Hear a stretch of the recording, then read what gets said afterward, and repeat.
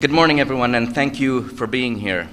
As chair of the Arab group for the month of May, I'll make a few opening remarks and then hand over to the representative of Palestine, Ambassador Majid Bamia. Following Wednesday's Security Council briefing on the situation in the Middle East, the Arab group stands united in our determination to mobilize and put an end to the catastrophic war on Gaza.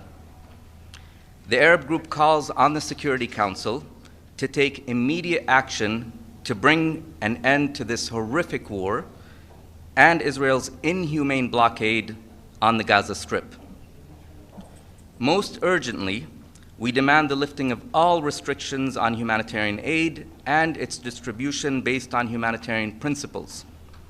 The Council cannot stand by as starvation is used as a weapon of war. The Arab group categorically rejects Israel's proposed aid mechanism, which violates basic humanitarian principles and international law.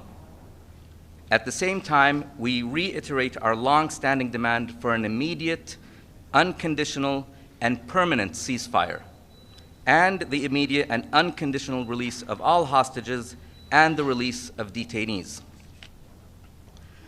The Council must shoulder its responsibility and take decisive action to this end, including by adopting the draft resolution on Gaza that is currently being advanced by the E10. As we look toward the upcoming conference on the two-state solution, co-chaired by Saudi Arabia and France, it is critical that member states take concrete actions to advance sustainable peace. We salute those countries that have recognized the state of Palestine and strongly encourage others to follow their example. Recognition is not just a symbolic gesture. It is a concrete step towards a just and lasting peace. The time for half measures has passed. The Security Council must fulfill its responsibility to maintain international peace and security and to protect civilians. Palestinian lives are not less valuable than any other lives, and the Council must act accordingly. I now turn to Ambassador Majid Bamia of the State of Palestine. Thank you, Mr. Chair. Thank you for being here. And allow me at the outset to thank the Arab group for their relentless efforts over the last 20 months. I think at this point the situation does not need more description. It's enough to say Gaza for everybody to understand the human tragedy unfolding before our eyes, the constant bombardments against the population who has nowhere to flee, the dispersion, the displacement, the killing, the starvation, and the killing of children, and the starving of children. So we need to know what we are talking about. There is international outrage. But our outrage is not good enough. It's not good enough for the people of Gaza to know that the world condemns Israel's action, condemns these crimes, stands against them. We need actions. This is the responsibility of the Security Council, and we call on the Security Council to act as an Arab group. But this is also the responsibility of the other bodies of the United Nations. It's the responsibility also of the General Assembly. And it's the responsibility of all states to take the requisite actions, decisive actions that deter Israel from continuing on this course. Our demands are clear, they are simple, they are aligned with international law, and honestly, with the bare minimum of human decency. We demand an immediate ceasefire, and here allow me to commend Egypt and Qatar, who are standing beside us for all the efforts they have done in coordination with the US administration in trying to secure such a ceasefire. And we want to see in that context the implementation, the full implementation of Resolution 2735 of this very Council, which foresees an end to the bloodshed, release of hostages and prisoners, the massive entry of humanitarian aid, and the full withdrawal of Israeli forces from Gaza. And that should be the foundational rock on which we can build further an end to the assault against the Palestinian people throughout the occupied Palestinian territory. What we've seen, these scenes of displacement and killing in the West Bank, the breach of the sacredness of our holy sites, all these attacks have to cease. And Israel needs to understand it is not through massacres that they will achieve anything. We are confronted with an attempt to liquidate the Palestinian question by force, to end the Palestinian people and to end the Palestinian cause. And that attempt will not be successful. But we also, while Israeli government tries to portray the Palestinians as monsters, as human animals, which Netanyahu repeated again, we cannot also expect Palestinians to be superheroes, that they need to resist to all of this on their own, that they need to figure out a way to survive, that they need to figure out to stay in their land. Israel wants to convince them that if they want life, they can only find it away from their land. Our responsibility, our collective responsibility, is to help our people find life and liberty in their own homeland. And the second clear demand is the entry of humanitarian aid. It's impossible that 20 months later and 2 months after a total blockade, we are still talking about this. But Israel, after having used all the weapons of war, now weaponized starvation, now is weaponizing the distribution of aid to fulfill its objectives of displacing the Palestinian people, of stealing their land. We have a UN plan that we stand behind that provides all the requirements to provide aid to the people and deliver it throughout the Gaza Strip while providing all the safeguards that are required. There is no explanation to why we would need a different mechanism except that we want to prevent people throughout the Gaza Strip from receiving the aid they desperately need. These are our asks and they are very clear. إذا سمحتوا لي أريد أن أقول بعض الكلمات باللغة العربية، وأنا قد بدأت وقلت أن كلمة غزة وحدها تكفي لتعكس الواقع الأليم الذي يعيشه شعبنا. ونحن هنا أمام مجلس الأمن نطالب مجلس الأمن بأن يتحمل مسؤولياته، ونطلب أيضا من الجمعية العامة أن تتحمل مسؤولياتها ومن كافة الدول أن تتحمل مسؤولياتها. السخط والغضب والرفض والإدانة والاستنكار غير كافي. عندما يقتل الأطفال، عندما يتم تجويعهم، عندما يحرق الناس، لا تكون الاستجابة فقط بالسخط والإدانة بل بالفعل. ومطلوب من كافة الدول أن تتحمل مسؤولياتها لردع إسرائيل ووقف الإبادة الجماعية بحق الشعب الفلسطيني ووقف هذه المجاعة المفتعلة، مجاعة مفتعلة والمساعدات على الأبواب تنتظر للدخول وللوصول للناس. وطبعا الجميع هنا يحيي صمود الشعب الفلسطيني، ولكن ما هو المطلوب من دفنت أولادها، كل أولادها دفنتهم، أو من أب يقف عاجز أمام ابنه ولا يستطيع أن يعطيه لقمة العيش لإنقاذ حياته، ومن طبيب وقف أمام دبابة لإنقاذ حياة الجرحى ليجد نفسه اليوم في زنازين الظلام يعذب، إما يستشهد تحت التعذيب أو ينتظر يوما جديد يعذب فيه من جديد. ما هو المطلوب منهم أكثر مما فعلوا على مدار 20 شهر في مواجهة آلة حرب استعملت كافة الأسلحة في مواجهتهم بما فيها التجويع. ولذلك هناك مسؤولية أخلاقية وقانونية وإنسانية وسياسية بوقف المجازر ووقف التجويع. ونحن من هنا نطالب بوقف إطلاق نار فوري، وقلت أننا نحيي جهود قطر ومصر الموجودين معنا هنا اليوم بالتنسيق مع الإدارة الأمريكية في محاولات للوصول إلى وقف إطلاق نار، ونطالب وقف إطلاق نار يسمح بتنفيذ كافة بنود قرار مجلس الأمن 2735 والذي ينص بوضوح على وقف العدوان وكافة الأعمال العسكرية، وقف إطلاق نار تام، وإطلاق سراح الأسرى والمحتجزين والرهائن، وتدفق المساعدات الإنسانية، وينص أيضا على الانسحاب الكامل للقوات الإسرائيلية من غزة. محاولة إسرائيل بالحرب والعدوان والتجويع أن تقتلع الشعب الفلسطيني من أرضه يجب إفشالها، لا للتهجير ولا للقتل ولا للتجويع ولا للاستيلاء على الأرض الفلسطينية. ولدينا خطة عربية إسلامية تكفل إعادة بناء غزة دون تهجير أبناء شعبنا.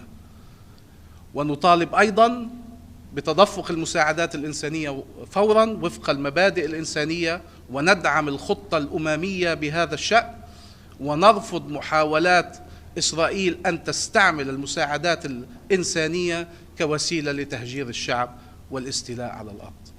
نحن أمام لحظة فارقة لمنطقتنا، وهذه المجموعة تريد أن ترى سلاما عادلا وشاملا في هذه المنطقة.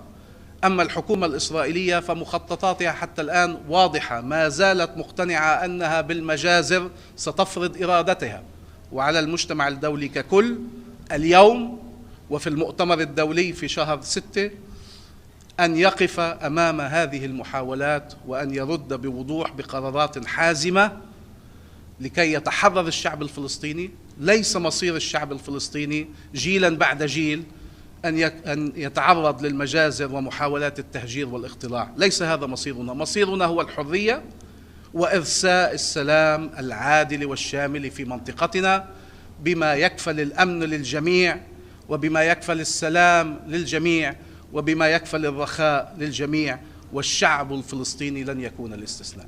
وشكرا لكم.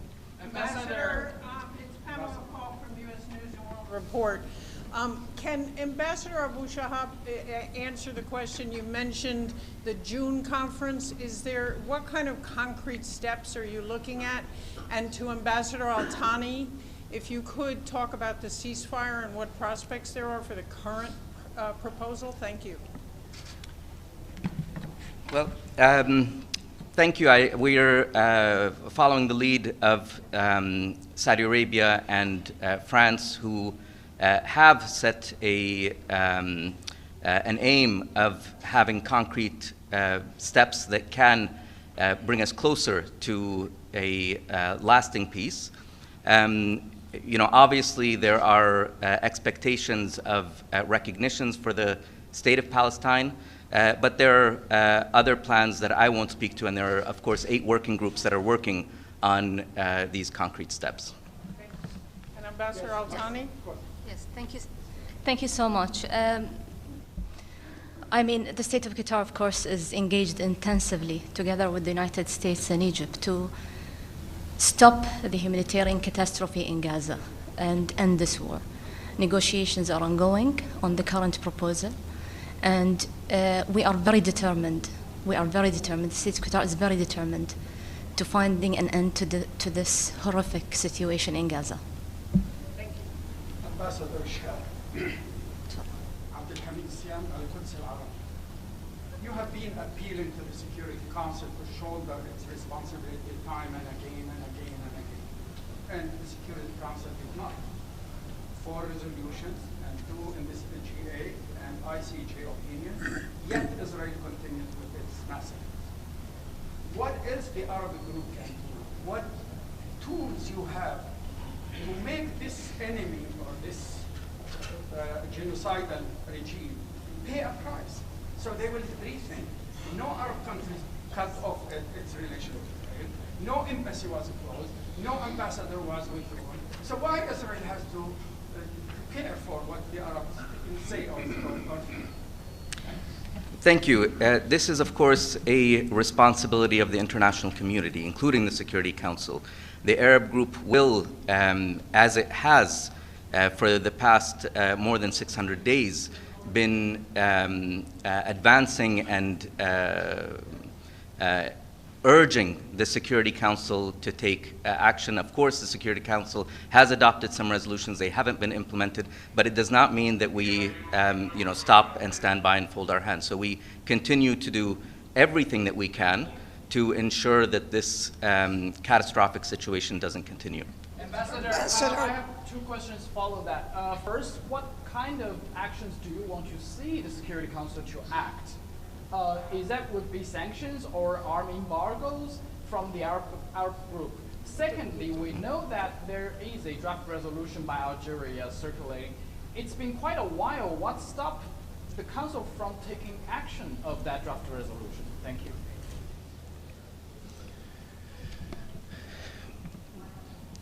What we cannot say, what we cannot accept, is that somehow these institutions or states are powerless. before these kind of actions and these kind of crimes. There are tools to respond to these kind of situations. We are hearing leaders considering or taking a number of decisions in the right direction, and we salute these decisions. But we need to reach a decisive level. It is clear that Israel, until now, does not feel deterred. You would have seen it in their statements or in their actions had they been deterred. So what we need are the actions that would deter them, that would hold them accountable for the decisions they make, and that would make sure that if they continue on this course, they understand the consequences that they will have to face, and that will be the only way for them to finally stop what they are doing.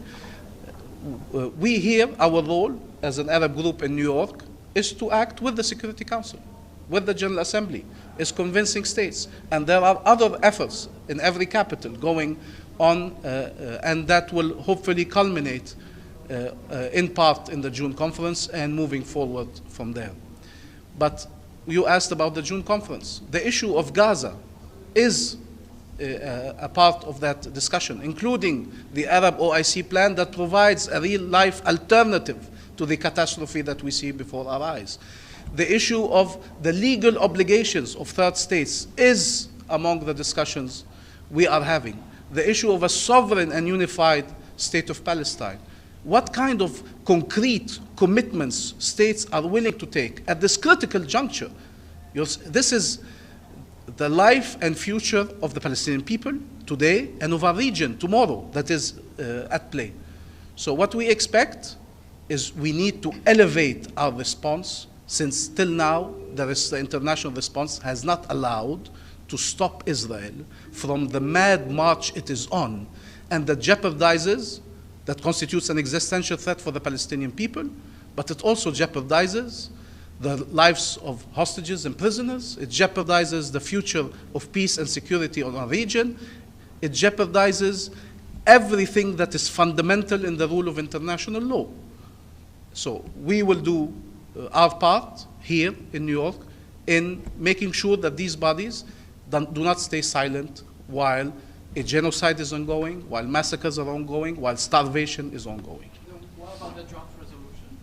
So the draft resolution is being discussed as we currently speak. It is an E10 effort, and you will see it once they complete the consultations they are doing. And as we said, our demands, I formulated them very clearly, and they were mentioned by the chair of the Arab group regarding the ceasefire and ending the starvation policy that is at play. And we said also we will go further in the General Assembly, and states have tools at their disposal. They cannot also hide from their responsibilities in using these tools. And as I said, we see an important conversation going on that needs to yield concrete results and concrete decisions that are of a decisive nature. What is the Arab group's reaction to the Israeli announcement that it plans to build 22 settlements in the West Bank, and what impact is this going to have on the conference on a two-state solution and a two-state solution itself? I think this is another decision that shows the rift between the Israeli government and the entire world. Settlements are illegal.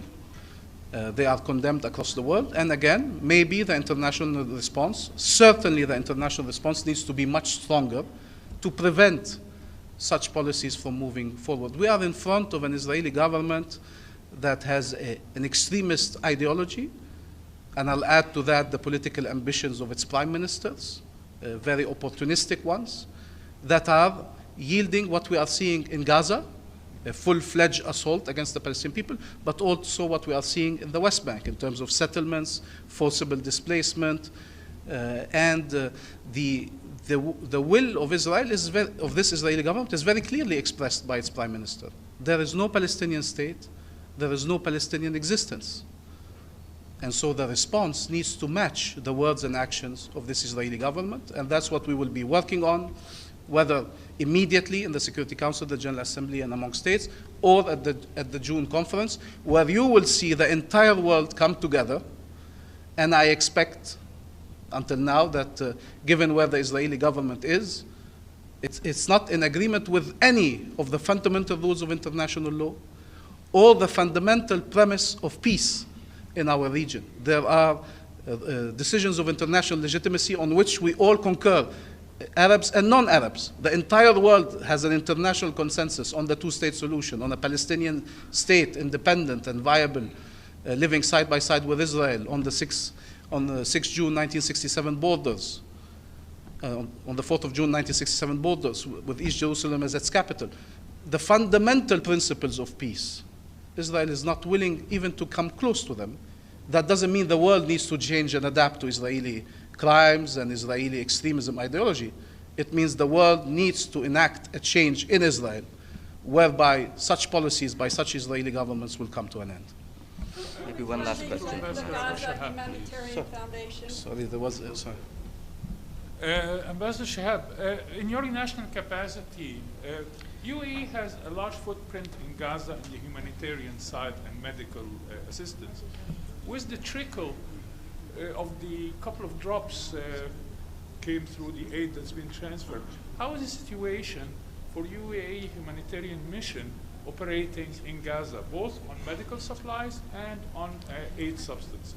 Look, obviously, I'm not here to speak about the UAE. We're here as representatives of the entire Arab group. But I will say that, of course, the UAE uses all its channels in order to get as much humanitarian assistance into Gaza.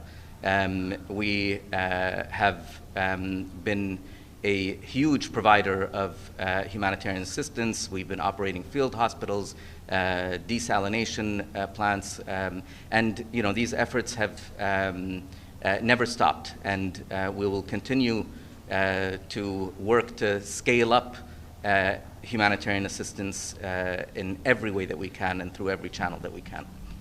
Thank you. Who is funding the Gaza Humanitarian Foundation? I don't have an answer to that. Thank you. Thank you very much. Thank you.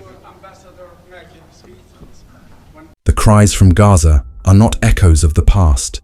They are the present. They call on each of us, on every nation, to stand on the right side of history. Peace is not a privilege for some. It is a right for all.